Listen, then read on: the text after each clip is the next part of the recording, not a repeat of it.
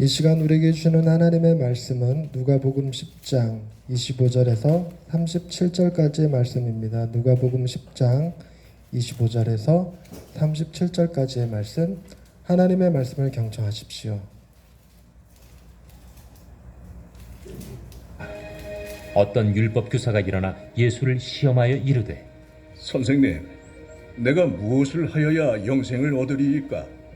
율법에 무엇이라 기록되었으며 네가 어떻게 읽느냐? 내 마음을 다하며 목숨을 다하며 힘을 다하며 뜻을 다하여 주 너희 하나님을 사랑하고 또한 내 이웃을 내 자신같이 사랑하라 하였나이다. 내 대답이 옳도다. 이를 행하라. 그러면 살리라.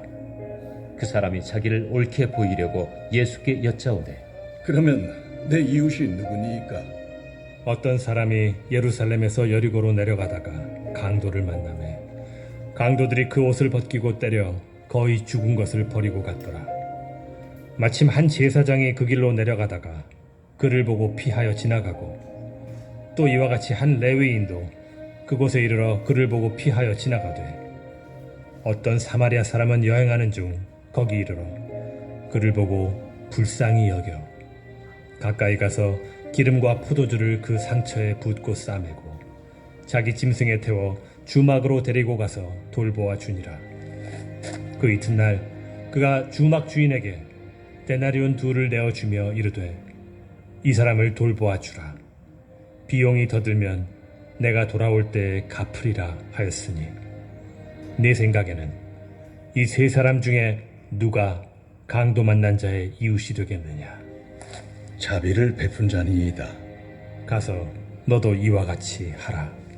그들이 아멘. 이 말씀을 통하여 우리에게 은혜 베푸시기 원합니다. 아멘. 저 어렸을 때 저희 아버지가 무슨 이유였는지 어쨌든 깡패와 양아치에 대한 이야기를 하신 적 있으세요? 여러분, 깡패와 양아치 중 누가 더 나빠요? 둘 다 나빠요.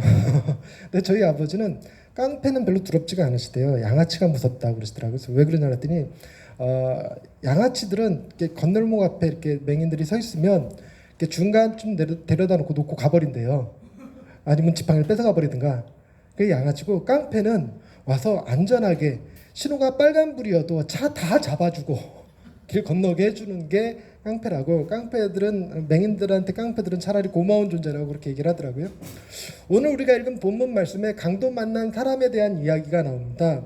그런데 오늘 본문이 굉장히 특이한 게 몇 가지가 있는데, 여러분, 강도 만난 사람은 유대인이고 그를 도와준 사람은 사마리아인으로 등장을 합니다. 그래서 이 사마리아인이 등장해서 유대인 강도 만난 사람을 치료해 준 것을 제목을 뭐라고 붙이냐면 선한 사마리아인의 비유다, 이렇게 얘기를 하죠. 근데 이 이야기가 나오게 된 배경은 어느 율법 교사가 예수님을 시험하기 위해서 했던 질문으로부터 시작됩니다. 그 질문이 무엇이냐면 우리가 무엇을 해야 영생을 얻겠느냐는 거였습니다. 즉 영생에 관한 질문으로 시작해서 여기까지 내려왔는데, 여러분, 영생에 관한 질문의 답을 율법 교사가 몰라서 참 지혜자이신 예수님께 와서 묻고 있는 게 아닙니다. 이 율법 교사는 영생을 얻는 비법, 방법에 대해서 자기는 알고 있다고 생각을 한 거고, 과연 자기가 알고 있는 그 생각에 맞는 대답을 하는지 못하는지 테스트하기 위해서 시험하려고 묻고 있는 겁니다. 예수님이 그걸 아셨죠. 그래서 예수님은 뭐라고 대답하셨냐면, 네가 율법에 뭐라고 쓰여 있고 너는 어떻게 읽느냐라고 묻습니다. 여러분, 예수님의 말씀이 이게 되게 지혜로우신 게, 뭐라고 쓰여 있고 너는 어떻게 읽느냐, 뭐라고 쓰여 있고라는 얘기는 내용을 얘기하겠고, 어떻게 읽느냐는 네가 그걸 어떻게 해석하느냐는 거죠. 여러분, 우리도 성경을 읽을 때 성경에 쓰여 있는 문자 그대로 읽는 것과 그 안에 담겨져 있는 의미를 캐치하는 건 좀 다른 문제입니다. 우리의 삶의 변화는 말씀 그대로를 가지고 암송한다고 되는 게 아니라 말씀 안에 담겨져 있는 하나님의 감동, 하나님의 의미, 하나님의 사랑을 캐치해낼 수 있을 때 비로소 삶이 변하는 거거든요. 그러니까 예수님이 지금 율법교사한테 어떻게 쓰여 있고 너는 어떻게 읽느냐라고 물었더니 이 사람의 대답이 기가 막혀요. 27절 보십시다. 네 마음을 다하여 목숨을 다하여 힘을 다하여 뜻을 다하여 주 너희 하나님을 사랑하고 또한 내 이웃을 내 자신같이 사랑하라 하였나이다. 여러분, 하나님 사랑과 이웃 사랑은 누가 했던 말이라고 알고 계십니까? 예수님이 하셨던 말씀이잖아요. 다른 본문에서 예수님을 시험하는 서기관들이 와서 가장 큰 계명이 무엇입니까? 라고 물었을 때 하셨던 예수님의 대답이었습니다. 그때 예수님이 마음과 목숨과 뜻과 힘을 다하여 주 너희 하나님을 사랑하라. 둘째는 이와 같으니 내 이웃을 내 몸과 같이 사랑하라. 이렇게 대답을 하셨어요. 그때 질문했던 율법교사들은 당신의 말씀이 옳습니다라고 감탄하며 돌아갔어요. 그러니까 이 대답, 하나님 사랑과 이웃 사랑이라는 것은 율법에 담긴 정신을 제대로 이해하고 있다는 얘기가 되는 거거든요. 그러니까 이 사람이 지금 대답을 지혜롭게 잘 했습니다. 그러니까 예수님도 뭐라고 그러냐면 네 대답 틀렸다 이러고 얘기 안 합니다. 틀렸다고 하지 않고 뭐라고 대답을 하냐면 옳다. 이를 행하라. 그러면 살리라. 이렇게 얘기를 하셨어요. 시험하러 물어온 지금 율법교사한테 이 시험하러 왔다는 것을 아시는 주님이 시험 삼아 묻는 질문에 이 딴지를 걸지 않으세요. 그냥 대답한 것이 옳다고 얘기하고 가서 이를 행하라라고 얘기를 합니다. 근데 문제는 그 다음에 생겼어요. 그 다음에 뭐냐면 그러면 내 이웃이 누구입니까? 라고 물었습니다. 근데 이 율법교사가 물었던 동기, 이유가 뭐라고 성경에 기록되어 있냐면 자신을 옳게 보이기 위해서 그랬다는 겁니다. 여러분, 이런 거는 참 우리 인간들의 마음에 깊이 숨겨져 있는 일종의 교만 같은 겁니다. 저 역시 이런 교만이 참 많이 작동해서 다른 사람들한테 내가 옳다라는 걸 증명하기 위한 방법으로 저 사람이 대답하지 못할 만한 이야기들을 이렇게 질문을 하죠. 어쩌면 제가 설교라고 하는 이걸 통해서 내 자신이 굉장히 훌륭한 사람이라는 것을 드러내기, 은연중에 드러내기 위해서 설교를 하는 것일 수도 있습니다. 어찌됐건 예수님은 자신을 옳게 보이려는 이 율법교사의 그 마음의 교만을 깨기를 원하셨습니다. 그 교만을 깨기 위한 장치가 바로 선한 사마리아인의 비유인데 가만히 보시면 강도 만난 자가 유대인이고 돕는 자가 사마리아인입니다. 여러분 유대인과 사마리아인의 관계에 대해서 제가 여러 차례 말씀드렸듯이 둘 사이는 굉장히 안 좋습니다. 사이가 굉장히 나빠요. 그래서 만약 예수님이 둘 사람의 처한 입장을 바꿔서 비유로 들었다면 만약에 강도 만난 사마리아인을 유대인이 도왔다는 얘기를 하면 율법 교사가 내 이웃이 강도 만난 사마리아인이구나라고 생각하기가 어렵습니다. 그 당시의 풍토와 문화 속에서 보면 강도 만난 사람이 사마리아인이면 강도는 강도가 아닙니다. 그는 독립군 같은 존재입니다. 그는 의로운 자에 해당됩니다. 그래서 강도 만난 사마리아인이 아직 숨이 붙어 있다면 말로 밟고 지나갈 사람들이 유대인들이었습니다. 근데 예수님은 둘 사이의 입장을 바꿔놓는 비유를 냈어요. 유대인이 강도를 만났는데 제사장도 그냥 지나가고 레위인도 그냥 지나갔다. 근데 여러분 제사장과 레위인이 그냥 지나간 건 두 가지 이유가 있었습니다. 첫째는 강도 만나서 죽어가고 있는 사람이 거기 있다는 얘기는 그 길에 지금 누가 있을 가능성이 있다는 얘기냐면 강도들이 있을 가능성이 있다는 얘기죠. 그러니까 얼른 피할 두려움이 임했습니다. 그게 이제 첫 번째 이유가 될 수 있고 또 하나의 이유는 제사장과 레위인에게 적용되는 율법 중에 시체에 손을 대면 안 되는 규례가 있습니다. 시체에 손을 대면 제사를 집례하지 못하고 제사를 집례하지 못하면 6개월에 한 번 돌아오는 차례 때문에 6개월 동안 자기 식구들이 먹을 음식이 없어요.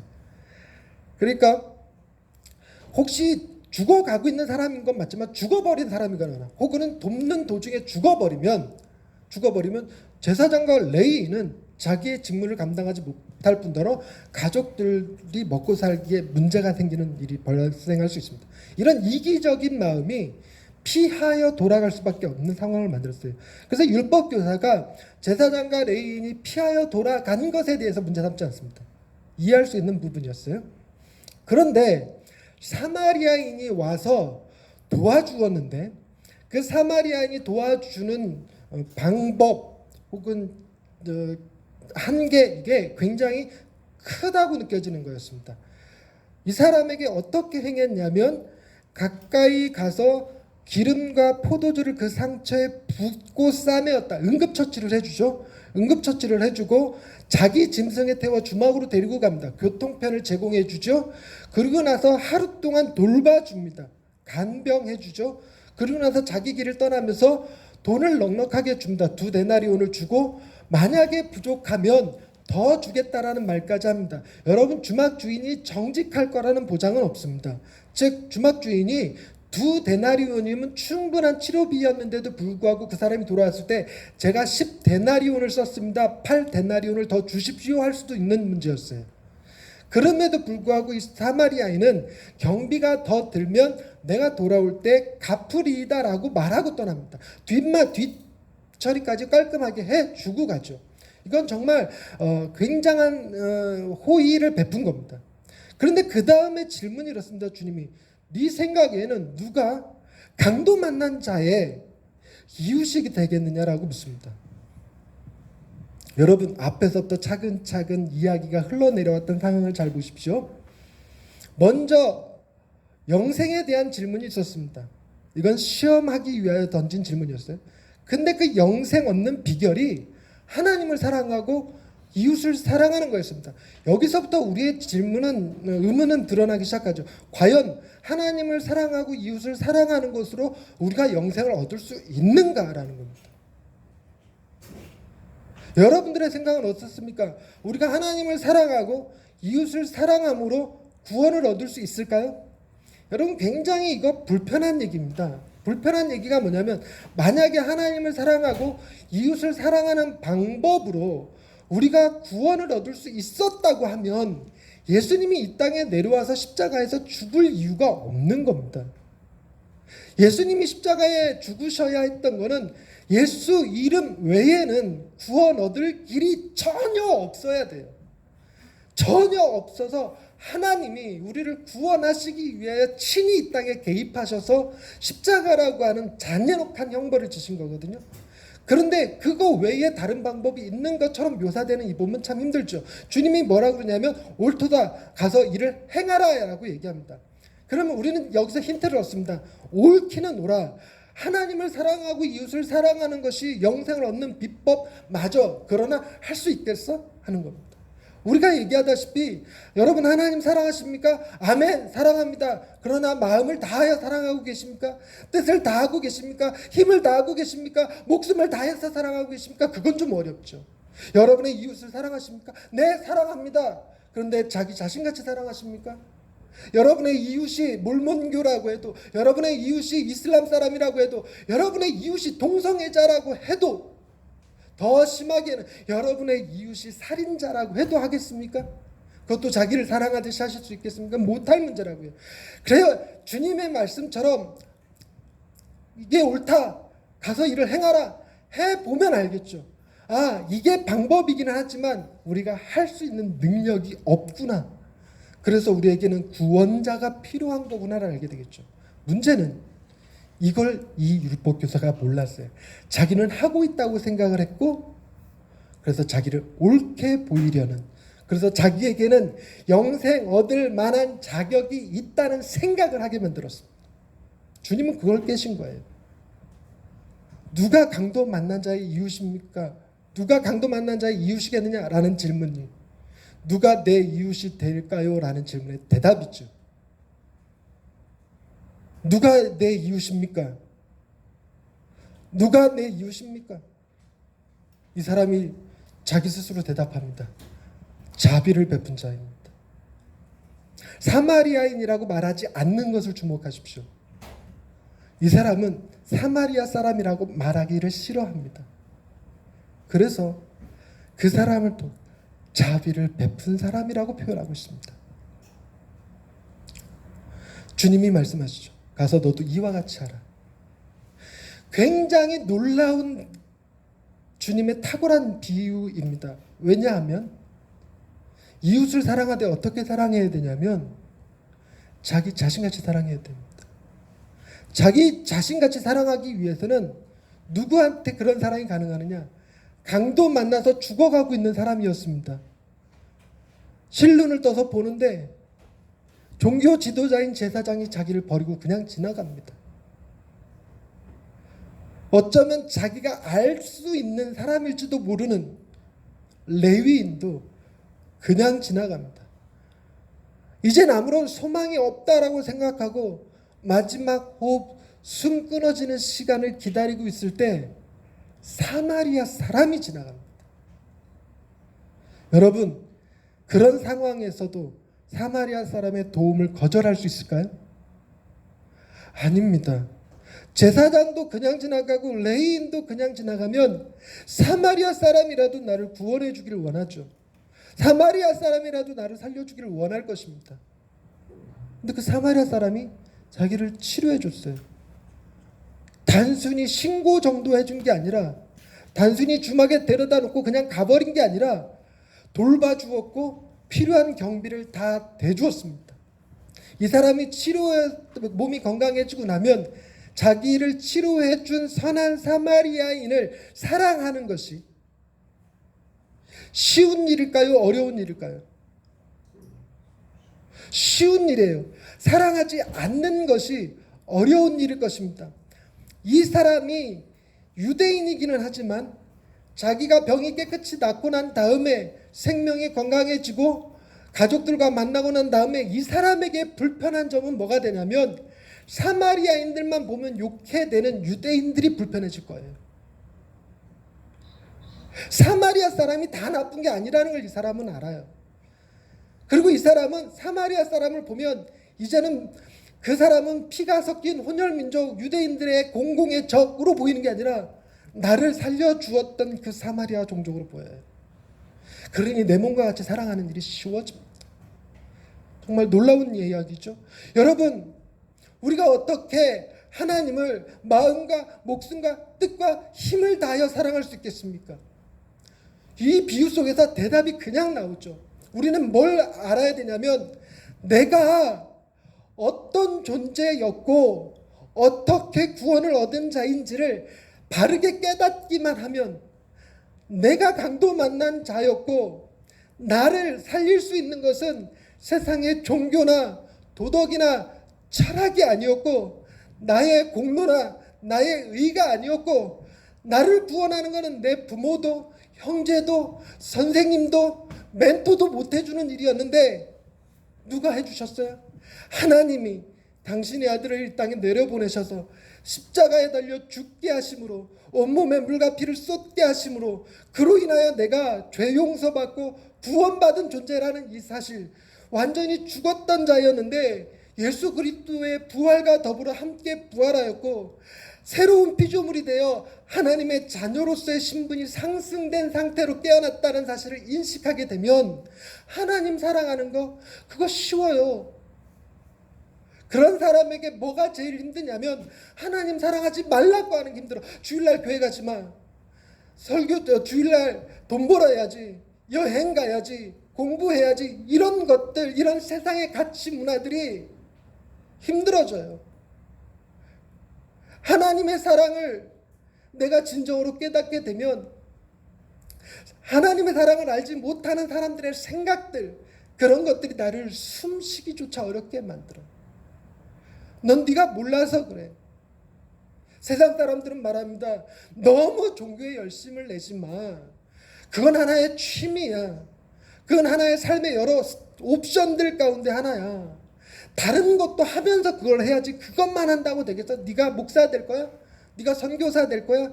이러면서 비아냥거립니다. 술도 가끔 한잔 할 줄 알아야지. 가끔은 도박도 좀 할 줄 알아야지. 너무 교회 다닌다고 티내지 마. 제사상에서 가족들 평화를 위해서 절도 한번 할 줄 알아야지.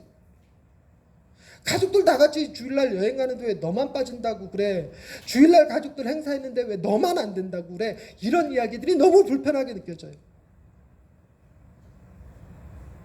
그런데 그런 것이 전혀 불편하지 않고 주일날 교회만 가는 것은 아니야 라고 생각이 든다면 우리는 뭘 모르고 있는 거예요? 하나님을 사랑하되 내가 왜 하나님을 사랑해야 되는지를 모르는 겁니다. 여러분, 하나님의 진노하심을 우리가 알아야 될 이유가 어디서 나오냐면 예수 그리스도의 십자가로 말미암아 우리가 어디에서부터 구원받은 것인지를 알아야 되는데, 우리가 예수 그리스도 아니었으면 하나님의 진노하심에서부터 면할 방법이 전혀 없어요. 율법도 선행도 공로도 아무것도 없습니다. 집에 갔더니 친구가 와 있어요. 친구가 하는 말이 독촉장이 하나 날라와 온 게 있어서 내가 대신 그거 갚아줬네, 이제 그거 신경 안 써도 되네 라고 얘기를 해준다면 가만 생각해 봅시다. 우리가 그 친구한테 고마워해야 되는 것은 맞지요. 분명 고맙습니다. 그런데 우리는 뭘 알아야지 되냐면 도대체 어떤 독촉장이었는지를 알아야 됩니다. 친구가 대신 갚아줬다는 그 독촉장의 내용과 금액을 알아야 내가 단순히 고개 숙여서 고맙다고 할 건지, 밥 한 끼를 살 건지, 아니면 정말로 엎드려서 친구에게 경배를 해야 되는지가 결정돼요. 단순히 전기세 밀린 거 갚아준 거 한 돈 100만 원 된다, 그거 갖고 엎드려 경배할 것까지는 아니지만 알고 봤더니 집이 지금 넘어가게 생겼는데 3억 5천이나 되는 은행 대출금을 갚아준 거였다면, 자기가 지금 나갔다 들어온 것도 그거 해결하기 위해서 돈 빌리러 돌아다니다가 끝내 못 빌리고 돌아왔는데 그 친구가 그걸 해결해 준 거라면 단순히 밥 한 끼 사서 될 일입니까? 엎드려서 경배해야 할 일이죠. 바로 우리가 받은 구원이 무엇인지를 아는 것이 그래서 중요합니다.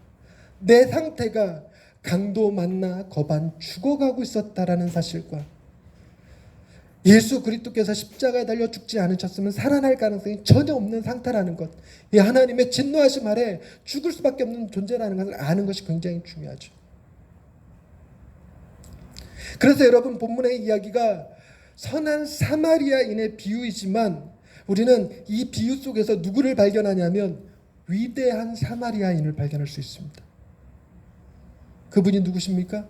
바로 예수 그리스도입니다. 단순히 우리도 가서 강도 만난 사람 도와줘야지 하는 정도에서 끝나는 비유가 아닙니다. 비유의 핵심은 우리가 강도를 만난 자라는 사실입니다. 내가 사랑해야 될 존재는 나를 살려준 선한 사마리아인입니다. 그가 내 이웃입니다.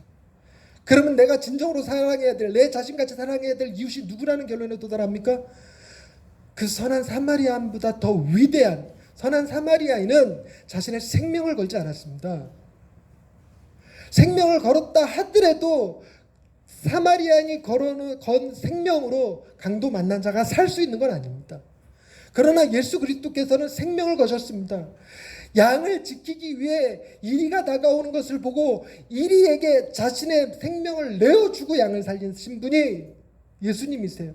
그것이 선한 목자의 비유입니다.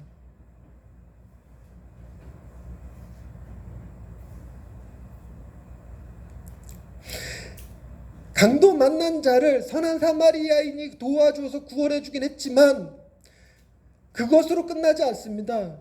이 사람은 여전히 그 강도가 출몰하는 길을 다녀야 됩니다. 여전히 자신을 외면하고 돌아갔던 제사장과 레위인들을 보면서 살아야 돼요.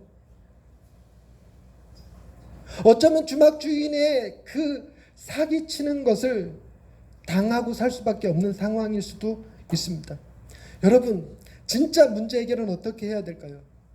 단순히 강도 만난 자를 도와주는 것으로 끝날까요? 아닙니다. 그 길에 경찰을 배치해서 강도가 출몰하지 못하도록 해야죠. 이걸 개발이라고 그럽니다. 개발이라고 그래요. 그런데 거기서 끝나는 문제도 아닙니다. 그런다고 해서 문제가 해결되는 게 아니라 사회 개혁을 해서 강도가 생겨날 수 있는 사회가 되지 못하도록 해야 됩니다. 강도가 생겨나는 건 단순히 그 사람이 나쁜 사람이어서가 아닙니다. 그 사람은 돌봄을 받지 못하는 부모 밑에서 태어났거나 온갖 학대를 받으면서 자랐거나 강도짓 외에는 먹고 살 길이 없는 사람일 수도 있습니다. 우리나라 예전 조선시대 그 이전 고려시대에도 화적대들이 그런 사람이었잖아요. 먹고 살 수 있는 길이, 내 자녀를 먹여 살릴 수 있는 길이 그거밖에 없었어요. 보찜지고 산 넘어가는 사람들 죽여서라도 빼앗는 거. 그런 사회를 개혁해야죠. 그런 사회를 개혁해야죠. 그러나 여러분, 더 근본적인 문제가 이 안에 있습니다. 뭐냐면 여러분, 제사장과 레위인이 그들이 마음속에 가지고 있었던 두려움, 그들이 가지고 있었던 마음의 이기적인 욕심, 이 문제가 세상을 망가뜨리고 있다는 걸 아십니까? 아무리 경찰을 많이 배치하고 아무리 사회 개혁을 해서 강도가 출몰하지 않는다 할지라도 여러분, 인간이 가지고 있는 두려움과 이기적인 욕심은 끊임없이 또 다른 형태의 강도를 만들어냅니다. 노동자들을 착취하는 자본주의자들, 이렇게 얘기하면 되는데, 노동자들을 착취하는 악덕 기업주들 있잖아요.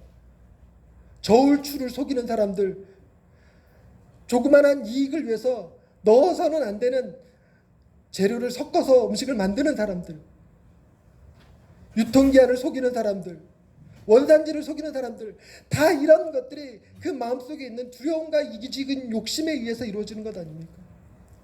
여러분, 세상의 종교와 복음도 동일합니다. 세상의 종교는 어떻습니까?